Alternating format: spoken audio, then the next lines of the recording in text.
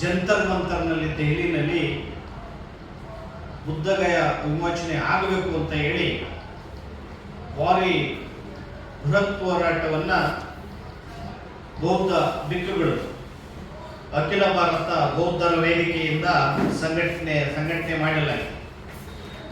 ಆ ಒಂದು ಕಾರ್ಯಕ್ರಮಕ್ಕೆ ಭಾರತದ ಅನೇಕ ರಾಜ್ಯಗಳಿಂದ ಹಲವಾರು ಸಂಘ ಸಂಸ್ಥೆಗಳು ಪಾಲ್ಗೊಳ್ತವೆ. ಮತ್ತೆ ಬೇರೆ ಬೇರೆ ದೇಶದಿಂದ ಈ ಕಾರ್ಯಕ್ರಮಕ್ಕೆ ಬಂದು ಪಾಲ್ಗೊಳ್ತಾರೆ. ಈಗಾಗಲೇ ಬುದ್ಧಗಯ ವಿಮೋಚನೆ ಆಗಬೇಕು ಅಂತ ಹೇಳಿ ಗಯಾದಲ್ಲಿ ಧರಣಿ ನಡೀತಾ ಇದೆ. 160ನೇ ದಿನ ಇವತ್ತಿಗೆ ಚಳಿ ಗಾಳಿ ಮಳೆಯಲ್ಲಿ ಬೌದ್ಧ ಭಿಕ್ಕುಗಳು ಧರಣಿಯನ್ನ ಕೂತಿದ್ದಾರೆ.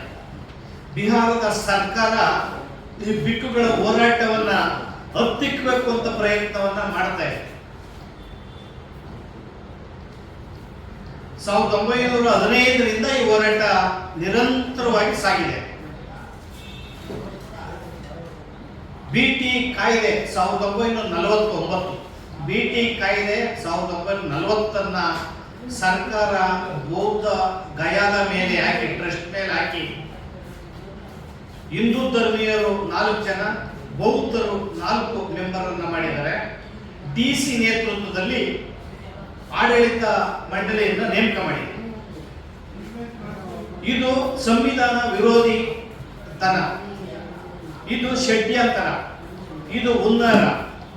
ಒಂದು ಬೌದ್ಧ ಧರ್ಮವನ್ನು ತುಳಿಯೋದಕ್ಕೆ ಈ ರೀತಿ ಒಂದು ಹುನ್ನಾರ ನಡೆದಿದೆಯಲ್ಲ, ಇದು ಅನ್ಯ ಧರ್ಮದ ಮೇಲೆ ನಡೆದ ದಾಳಿ ಎನ್ನುವ ಮಾತನ್ನು ಈ ಸಂದರ್ಭದಲ್ಲಿ ಹೇಳಕ್ಕೆ ಇಚ್ಛೆ ಪಡ್ತಾ ಇದ್ದೀವಿ.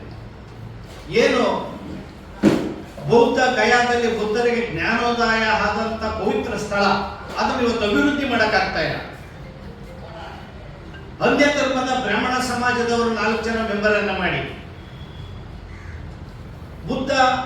ಬೌದ್ಧರನ್ನು 4 ಜನ ಮೆಂಬರ್ ಮಾಡಿ ಈ ರೀತಿ ನಡೆಸುವಂತ ದಾಳಿ ಇದೆಯಲ್ಲ, ಇದು ಬುದ್ಧರಿಗೆ ಮಾಡಿದಂತ ಅವಮಾನ. ತಥಾಗತ ಗೌತಮ ಬುದ್ಧ, ಬೋಧಿಸತ್ವ ಡಾಕ್ಟರ್ BR ಅಂಬೇಡ್ಕರ್ ಅವರಿಗೆ ಮಾಡಿದಂತ ಮಹಾ ಒಂದು ದ್ರೋಹ, ಅನ್ಯಾಯ. ಏನು ಜನವರಿ 26, 1950 ಸಂವಿಧಾನ ಜಾರಿ ಆದ್ಮೇಲೆ ಹಳೆ ಕಾಯ್ದೆಯನ್ನ 1949 ಕಾಯ್ದೆಯನ್ನ ಹಳೆ ಕಾಯ್ದೆಯನ್ನ ಮುಂದುವರಿಸಿಕೊಂಡು ಬರೋದಿದೆಯಲ್ಲ, ಇದು ಬಹುದೊಡ್ಡ ಬಹುಜನರಿಗೆ ಮಾಡಿದಂತ ಅಪಮಾನ. ಇದು ಬುದ್ಧನ ಧಮ್ಮದಲ್ಲಿ ಇಡೀ ದೇಶ ವಿದೇಶದಲ್ಲಿ ಸುಮಾರು 500 ಮಿಲಿಯನ್ ಜನ ಬೌದ್ಧ ಧರ್ಮದಲ್ಲಿದ್ದಾರೆ. ಭಾರತದಲ್ಲಿ ಬುದ್ಧ ಹುಟ್ಟಿದಂತ ಜಾಗದಲ್ಲಿ ಬೌದ್ಧ ಧರ್ಮವನ್ನ ಏನ್ ದಾಳಿ ಮಾಡಿದ್ರು ಅದು ಮುಂದುವರೆದ ಭಾಗ ಇದೆ. ಆ ಕಾರಣದಿಂದ ಬೌದ್ಧ ಭಿಕ್ಕುಗಳು ಆಕಾಶ್ ನಾಮಲ್ ಅವರ ನೇತೃತ್ವದಲ್ಲಿ ಏನು ಅಲ್ಲಿ ಧರಣಿ ನಡೀತಾ ಇದೆ, ಆ ಧರಣಿಯಲ್ಲಿ 100 ಭಿಕ್ಕುಗಳು ಏನು ಭಾಗವಹಿಸಿದ್ದಾರೆ. ಅತ್ಯಂತ ಶಾಂತಿಪ್ರಿಯ ಭಿಕ್ಕುಗಳು.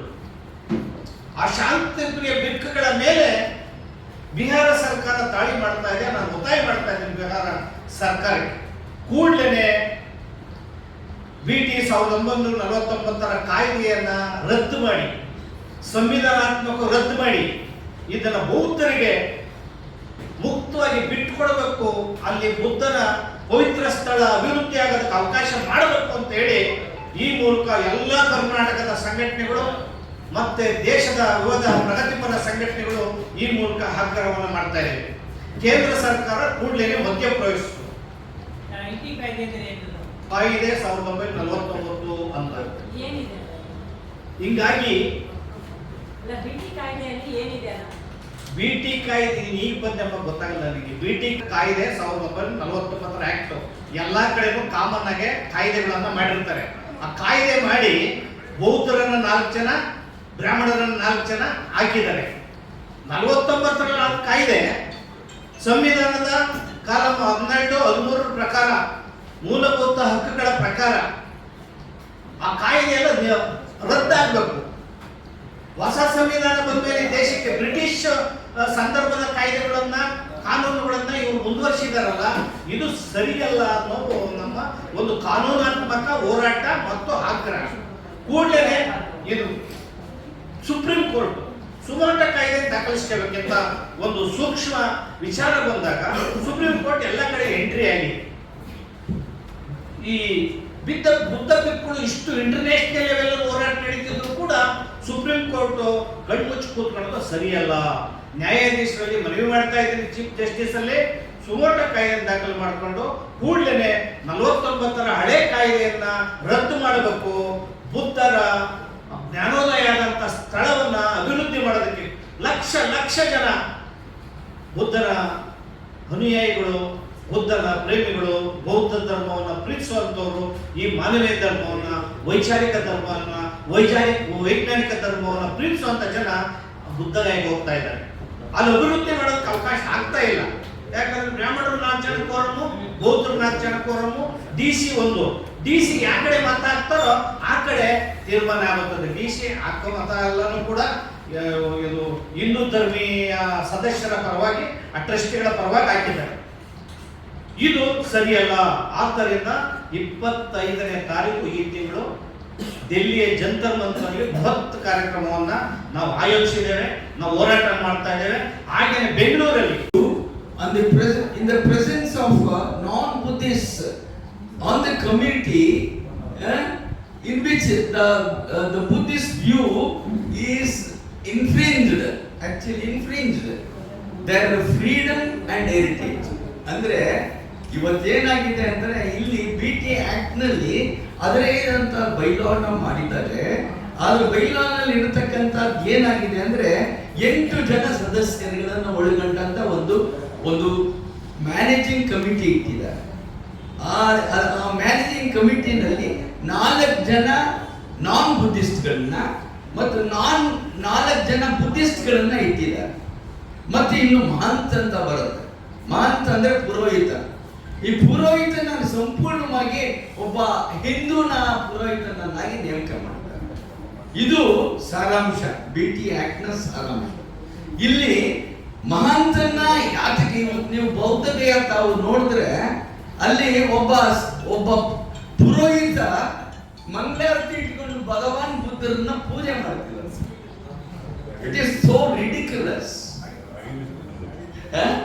It is the actually the heritage, the ಪರಂಪರೆ ಏನಿದೆ.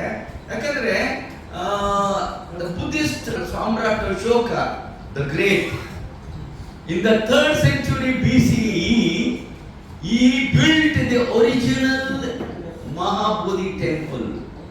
Original, I am telling you, in 3rd century BCE.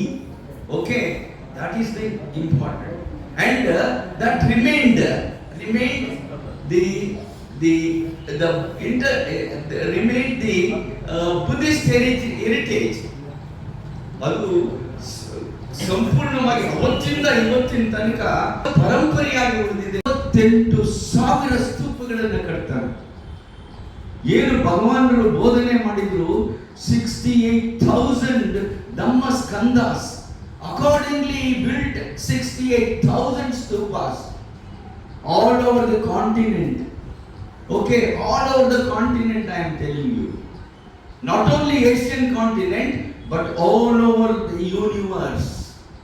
He propagated Buddhism not only in this country, but all over the world. That is very important and vital. So when Ashoka, but he is such a great man, he is one of the pillar state. Avana pillar edict nalli baritane, you must respect all the religions in the world anta ಹೇಳ್ತಾನೆ. ಅಂತ ಮಹಾನುಭಾವ, ಎಲ್ಲ ಧರ್ಮಗಳನ್ನು ನೀವು ಗೌರವಿಸಿ ಅಂತ ಹೇಳ್ತಾ ಬೌದ್ಧ ಧರ್ಮವನ್ನ ನಾಶ ಮಾಡೋದಕ್ಕೆ ಬಿಡಬೇಡಿ ಅಂತ ಹೇಳ್ತಾರೆ. ಯಾಕಂದ್ರೆ the ideology is totally different. See, Hinduism is consisting of millions of castes. Millions, I am telling you.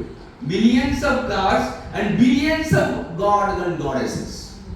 It is million and a billion. So that constitutes Hinduism. Whereas in Buddhism there is no caste at all. As such, there is absolutely caste-free religion in the world today. That's why everybody accepts it. ಭಾರತದಲ್ಲೂ ಸಹ ಹೊರದೇಶಗಳಲ್ಲಿ ಅವ್ರು ಮಾಡಿರೋಂಥ ಹೆಸರು ಇಡೀ ಇತಿಹಾಸದಲ್ಲಿ ಯಾರು ಮಾಡೋಕ್ಕೆ ಆಗಲ್ಲ. ಯಾಕಂದರೆ ನಾವು ಹಲವಾರು ದೇಶಗಳಲ್ಲಿ ಅವರವಳ ಪವಿತ್ರವಾದಂಥ ದೇವಾಲಯಗಳಿಗೆ ಪ್ರವೇಶ ಮಾಡಿ ಅವರಿಂದ ಒಳ್ಳೆ ಜ್ಞಾನೋದಯವನ್ನು ಪಡ್ಕೊಂಡು ಬಂದಿರತಕ್ಕಂಥ ಸಾವಿರಾರು ಲಕ್ಷಾಂತರ ಜನ ಇದ್ದಾರೆ. ಅದರಲ್ಲಿ ನಾವು ಸಹ ಇದ್ದೀವಿ. ಈ ಒಂದು ವಿಚಾರದಲ್ಲಿ ನಮ್ಮ ಎಕ್ಸಾಮಣ್ಣವರ ಮಧ್ಯಸ್ಥಿಕೆಯಲ್ಲಿ ಮತ್ತು ನಮ್ಮ ಮೂರ್ತಣ್ಣವರ ಹೋರಾಟದ ಹಾದಿಯಲ್ಲಿ ನಾವು ಬರೋ ತಿಂಗಳು 5ನೇ ತಾರೀಕು ಬಹಳ ಯಶಸ್ವಿಯಾಗಿ ಬೇರೆಯವ್ರ ಥರ ಅವ್ರಿಗೆ ಯಾವುದೇ ಒಂದು ವರಮಾನ ಏನಿರಲ್ಲ. ಅವರು ಭಿಕ್ಷಾಟನೆ ಮುಖಾಂತರನೇ ಅವರು ಮುಂದುವರಿತಾರೆ.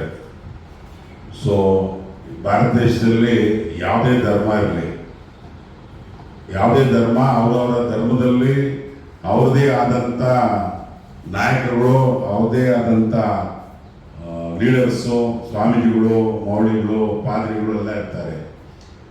ಯಾಕೆ ಬುದ್ಧಿಸ್ಟ್ ಸೊಸೈಟಿಲಿ ಮಾತ್ರ ಅದು ಅಣ್ಣ ಹೇಳಿದಂಗೆ ಭೇಟಿ ಕಾಯ್ದೆ ಅಂದರೆ ಬುದ್ಧಿಸ್ಟ್ ಟೆಂಪಲ್ ಆ್ಯಕ್ಟ್ 1949 ಅದರ ಪ್ರಕಾರ ಅದನ್ನು ರದ್ದುಪಡಿಸಿ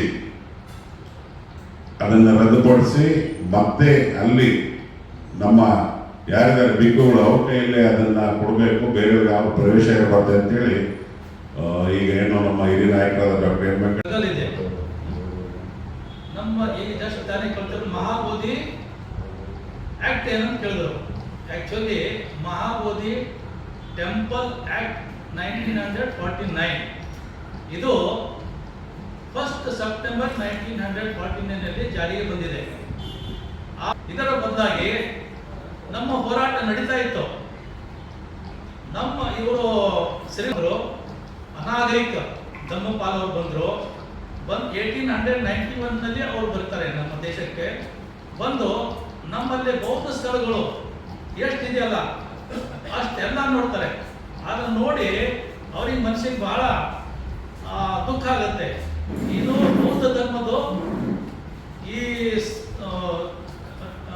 ದೇವಸ್ಥಾನ ಆಗಲಿ ಅಥವಾ ಟೆಂಪಲ್ ಆಗಲಿ ಅಥವಾ ವಿಹಾರ ಆಗಲಿ ಬಹಳ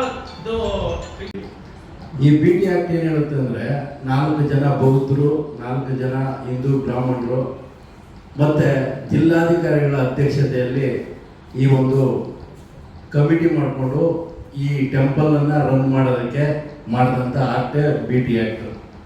ನಾನು ಹೇಳಿಕೊಟ್ಟೋದು ಎಲ್ಲ ಈ ಜಗತ್ತಿಗೆ ಶಾಂತಿಯನ್ನು ಸಾರಿದಂಥ ಶಾಂತಿಯ ದೂತ ಭಗವಾನ್ ಬುದ್ಧರ ಈ ಒಂದು ದೇವಾಲಯವನ್ನು ಬೌದ್ಧ ಭಿಕ್ಕುಗಳಿಗೆ ಕೊಟ್ಟು ಆಡಳಿತ ನಡೆಸಬೇಕು ಅಂತಕ್ಕಂಥದ್ದು ನನ್ನ ಮೊದಲನೇ ಬೇಡಿಕೆ.